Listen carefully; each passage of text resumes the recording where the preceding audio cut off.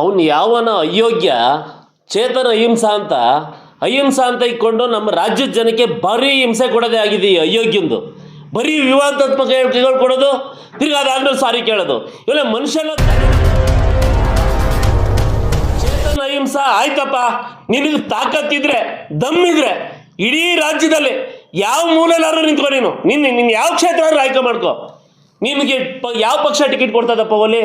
ನೀನೊಬ್ಬ ಅಯೋಗ್ಯ ಅಂತ ನಿನ್ಗೆ ಯಾವ ಪಕ್ಷದವ್ರು ಟಿಕೆಟ್ ಕೊಡ್ತಾರೆ ಫಸ್ಟ್ ಅದನ್ನ ಹೇಳು. ಇಲ್ಲ ಇಂಡಿಪೆಂಡೆಂಟ್ ಆಗಾದ್ರೂ ನಿಂತ್ಕೋ, ನೋಡೋಣ ನಿನ್ನ ಯೋಗ್ಯತೆಯಿಂದ. ಬರೀ 100 ಓಟ್ ಹಾಕ್ಸ್ಕೋ ಸಾಕು, 100 ಓಟು. ಬರೀ ಮಾತಾಡ್ತೀಯಲ್ಲ ಅಯೋಗ್ಯ. ಅವನು ಯಾವನ ಅಯೋಗ್ಯ ಚೇತನ ಅಹಿಂಸಾ ಅಂತ ಇಟ್ಕೊಂಡು ನಮ್ಮ ರಾಜ್ಯದ ಜನಕ್ಕೆ ಭಾರಿ ಹಿಂಸೆ ಕೊಡೋದೇ ಆಗಿದೆ ಈ ಅಯೋಗ್ಯಂದು. ಬರೀ ವಿವಾದಾತ್ಮಕ ಹೇಳಿಕೆಗಳು ಕೊಡೋದು, ತಿರ್ಗಿ ಅದಾದ್ಮೇಲೆ ಸಾರಿ ಕೇಳೋದು. ಇವೆಲ್ಲ ಮನುಷ್ಯನ ದನನ ಅವನು. ಯಾವನ ಲೋಫರ್ ಇದ್ದಂಗಿದ್ದಾನೆ ಅವನು. ಅವ್ನ ಕೆಲಸ ಏನಿದೆ ಅದು ನೋಡ್ಕೋಬೇಕು. ಅವನು ಆಫೀಸಲ್ಲಿ ಕೂತ್ಕೊಂಡು ಬುಕ್ ಓದಬೇಕು, ಅವ್ನ ಕೆಲಸ ಏನಿದೆ ನೋಡ್ಕೋಬೇಕು. ಸಿನಿಮಾಗಳಂತೂ ಇಲ್ಲ ಈಗ ಅವನಿಗೆ. ಸಿನಿಮಾ ಇಲ್ಲ ಅಂತ ಅಂದ್ಬಿಟ್ಟು ಅರೆ ಹುಚ್ಚ ಆಗ್ಬಿಟ್ಟು ಬಾಯಿಗೆ ಬಂದಂಗೆ ಹೇಳಿಕೆಗಳು ಕೊಟ್ಕೊಂಡು ಅವನು ಏನು ಅನ್ಕೊಂಬಿಟ್ಟಿದ್ದಾನೆ ಅವನು.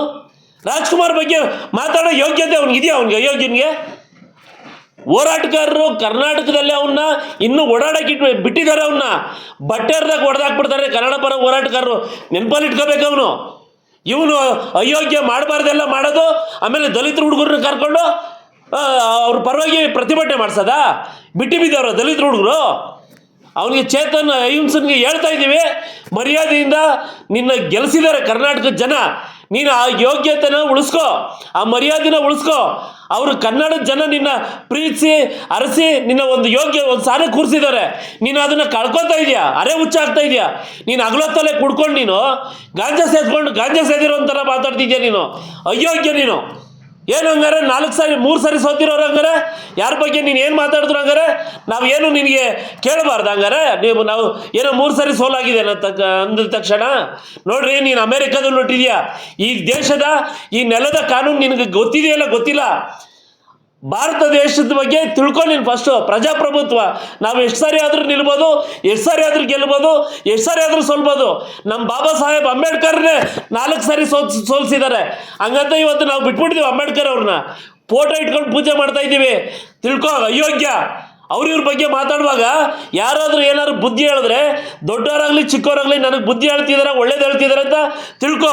ಇಲ್ಲ ಅಂತಂದರೆ ನಿನಗೆ ಆದಿ ಬೀದಿನಲ್ಲಿ ಹೋರಾಟಗಾರರು ನಿನಗೆ ಬಟ್ಟೆ ಹರಿದು ಬುದ್ಧಿ ಕಲಿಸ್ತಾರೆ, ನಿನಗೆ ಕಪ್ಪು ಮಸಿ ಬಳಿತಾರೆ ಅಂತ ನಿನಗೆ ಎಚ್ಚರಿಕೆಯನ್ನು ಕೊಡ್ತಾ ಇದ್ದೀನಿ. ಹುಷಾರ್. ಸರ್, ಈಗ ರಾಜ್ಕುಮಾರ್ ಅವ್ರಿಗೆ 2.5 ಎಕರೆ ಜಮೀನು ಕೊಟ್ಟಿರುವಂಥದ್ದು ಅವಶ್ಯಕತೆ ಇತ್ತಾ ಅಂತ ಪ್ರಶ್ನೆ ಮಾಡ್ತಾರೆ. ಏನು ಸರ್ ಅದ್ರ ಬಗ್ಗೆ? ಸರ್, ಈ ಅಯೋಗ್ಯನಿಗೆ ತಾಕತ್ತಿದ್ರೆ, ಇವನಿಗೆ ದಮ್ಮಿದ್ರೆ, ಕಾಂಗ್ರೆಸ್ ಅವರು 106 ಎಕರೆ ಕೊಟ್ಕೊಂಡಿದಾರಲ್ಲ, ಅದನ್ನ ಪ್ರಶ್ನೆ ಮಾಡಕ್ಕೆ ಹೇಳಿ ಈ ಅಯೋಗ್ಯನಿಗೆ. ಡೆಲ್ಲಿಲೇ 106 ಎಕರೆ ಕೊಟ್ಟಿದ್ದಾರಲ್ಲ, ಅದ್ರ ಬಗ್ಗೆ ಪ್ರಶ್ನೆ ಮಾಡಕ್ಕೆ ಹೇಳಿ ನೋಡೋಣ. ಡಾಕ್ಟರ್ ರಾಜ್ಕುಮಾರ್ ಅವರು ಇಡೀ ಭಾರತ ದೇಶನೇ ಕೊಂಡಾಡೋ ಅಂಥ ಒಬ್ಬ ನಟ.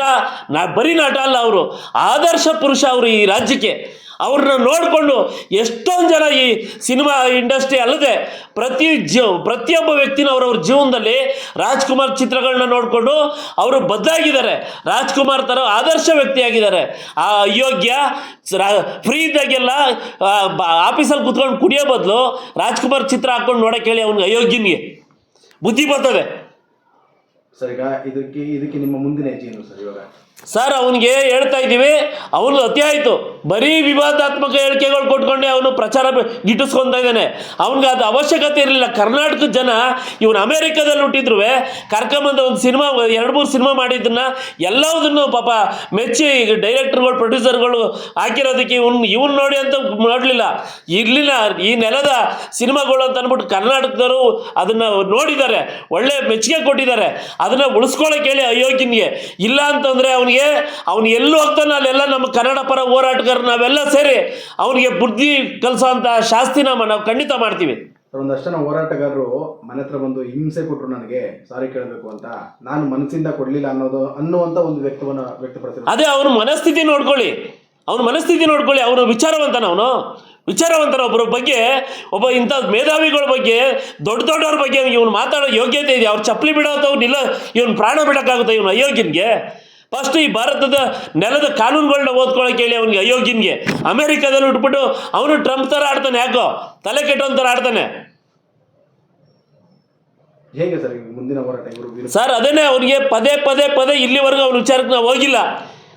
ಇವತ್ತು ನಮ್ಮ ನಾಯಕರಾದಂಥ ನಿಖಿಲ್ ಕುಮಾರಸ್ವಾಮಿರವರು ಏನೋ ಮಾಧ್ಯಮದವರು ಕೇಳಿದಾಗ ಈ ಥರ ಅವರು ನಟ ಆಗಿರೋದಕ್ಕೆ ಅವ್ರ ಬಗ್ಗೆ ಕೇಳಿದ್ದಾರೆ, ಚೇತನ್ ಅವ್ರಿಗೆ ಮಾತಾಡಿದ್ದಾರೆ ಅಂತ ನಿಮ್ಮ ಪ್ರತಿಕ್ರಿಯೆ ಏನು ಅಂತ. ಅದಕ್ಕೆ ನಮ್ಮ ನಾಯಕರು ಹೇಳಿದ್ದಾರೆ ಅವರ ಮಟ್ಟಕ್ಕೆ ಮಾತಾಡೋ ಯೋಗ್ಯತೆ ಯಾರಿಗೂ ಇಲ್ಲ ಅಂತ. ಅದಕ್ಕೆ ಇವನು 3 ಸಾರಿ ಸೋತಿರೋರು ನನಗೆ ಯೋಗ್ಯತೆ ಇದೆ ಹೇಳೋಕ್ಕೆ ಅಂದರೆ ಅವರು ತಿಳ್ಕೊಬೇಕು, ಪ್ರಜಾಪ್ರಭುತ್ವ ಎಲ್ಲರೂ ನಿಂತ್ಕೊಂಡಿದ್ದವ್ರನ್ನೆಲ್ಲ ಗೆಲ್ಸೋಕ್ಕಾಗಲ್ಲ. ಎಲ್ಲರೂ ಸೋತಿದ್ದಾರೆ, ಸೋಲ್ದೇ ಇರೋ ವ್ಯಕ್ತಿ ಯಾರಿದ್ದಾರೆ? ಎಲ್ಲರೂ ಸೋತಿದ್ದಾರೆ. ಪ್ರಜಾಪ್ರಭುತ್ವ ಇದು, ಸೋಲು ಗೆಲುವು ಒಂದು ಇದಷ್ಟೇ. ಈ ಅಯೋಗ್ಯನಿಗೆ ನಿಂತವರೆಲ್ಲ ಗೆದ್ದುಬಿಡ್ತಾರ? ಅಂಬೇಡ್ಕರ್ ಅವ್ರು ಯಾಕಪ್ಪ 4 ಸಾರಿ ಸೋತಿದ್ದಾರೆ, ಅವ್ರನ್ನ ಪೂಜೆ ಮಾಡ್ತಾ ಇಲ್ವ ನಾವೆಲ್ಲ? ಇವ್ರಿನ್ನು ಎಲೆಕ್ಷನ್ಗೆ ನಿಂತಿಲ್ವಲ್ಲ ಸರ್. ಆ ಯೋಗ್ಯತೆ ಈ ನಾಯಿಗಿದೆಯಾ? ಈ ನಾಯಿ ಇದು ಬರೀ ಆದಿ ಬೀದಿಲಿ ಬಗಳ್ಕೊಂಡು ಹೋಗೋದು ಇದು ನಾಯಿ ಇದು. ಎಲೆಕ್ಷನ್ ನಿಂತು ತೋರ್ಸಕ್ಕೆ ಹೇಳಿ ಅವನಿಗೆ.